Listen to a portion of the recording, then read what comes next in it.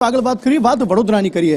Bharatiya Janata party આમ તો કહે છે કે અમે કાર્યકરની પાર્ટી છે અને કાર્યકર જ સર્વે સર્વા છે અમારી પાર્ટીમાં, પરંતુ ભારતીય જનતા પાર્ટી અને ખાસ વડોદરામાં એવું જોવા મળ્યું કે જ્યાં કાર્યકરો જ ભૂલાઈ ગયા। કમલમનું વાસ્તુ પૂજન, ત્યાં કમલમ બનાવવામાં આવ્યું છે અને વાસ્તુ પૂજન જ્યારે કરવામાં આવ્યું ત્યારે કાર્યકરોને જ બોલાવવામાં ન આવ્યા તેવા આરોપ જે છે તે લગાવવામાં આવી રહ્યા છે અને કેટલાક ગણ્યા ગાંઠ્યા લોકોને બોલાવીને વાસ્તુ પૂજન કરી દેવામાં આવ્યું તેવા આરોપ લગાવવામાં આવી રહ્યા છે। સમગ્ર મામલે વધુ માહિતી મેળવીએ કૃણાલ શર્મા પાસેથી। કૃણાલ,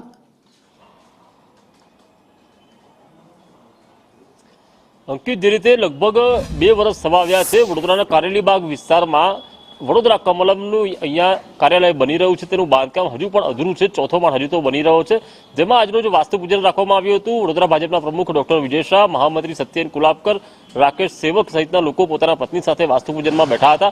આ દરમિયાન વોર્ડ નંબર 2 ના ભાજપના સોશિયલ મીડિયાના ગ્રુપ એટલે કે વોટ્સઅપ ગ્રુપમાં એક કાર્યકરે પોતાનો બડાપો ઠાલવ્યો હતો અને તેમણે કહ્યું હતું કે અચાનક જ આ વાસ્તુ પૂજન કેમ રાખવું પડ્યું અને ભાજપ પ્રમુખ પર આરોપ લગાવવામાં આવ્યા હતા કે પોતાના નામની તકતી લાગે એટલે ઉતાવળમાં વાસ્તુ પૂજન સહિતની અન્ય કાર્યવાહી વિધિ કરવામાં આવી રહી છે। કોઈ પણ કાર્યકરને આમંત્રણ નથી આપવામાં આવ્યું, ફક્ત સાંસદ ધારાસભ્યોને બોલાવવામાં આવ્યા। શું આ કોર્પોરેટ કંપની છે કે પછી પાર્ટી છે? આ પ્રકારના આરોપ લગાવતા હાલ માહોલ ગરમાયો છે।